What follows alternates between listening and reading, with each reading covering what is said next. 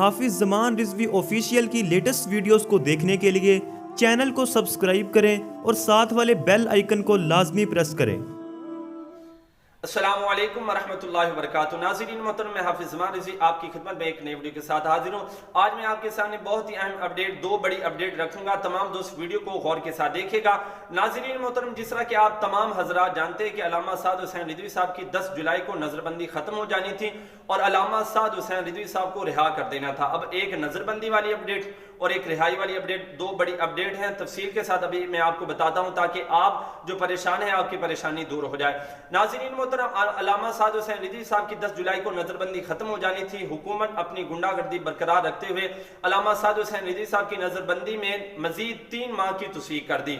تو اس حوالے سے قبلہ امیر المجاہدین کے بڑے بھائی جان اور علامہ سعد حسین رضوی صاحب کی جو تایا جان ہیں، انہوں نے اس کے خلاف ایکشن لیا اور لاہور ہائی کورٹ کے اندر اس کے خلاف ریٹ دائر کر دی ہے اور انشاءاللہ وکلاء بھی اس کی جدوجہد کے اندر لگے ہوئے ہیں۔ انشاءاللہ بہت جلد ہے وہ ہمارے حق میں فیصلہ آئے گا۔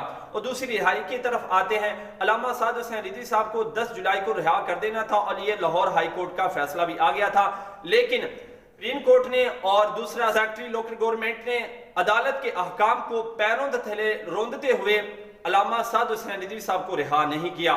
تو پھر عدالت نے بھی ان کے خلاف ایکشن لیا اور ان کے خلاف جو ہے وہ نوٹیفیکیشن جاری کر دیا۔ یہ ابھی آپ اسکرین پر بھی دیکھ سکتے ہیں، ان کے خلاف نوٹیفیکیشن جاری کر دیا اور ہمیں اپنی کسان کے قوانین پر یہ یقین ہے کہ انشاءاللہ ان کے خلاف جو ہے وہ ایکشن لیا جائے گا اور جو فتح ہے وہ حقی ہوگی۔ تمام کارکنان جو ہے وہ پریشان بالکل نہیں ہونا۔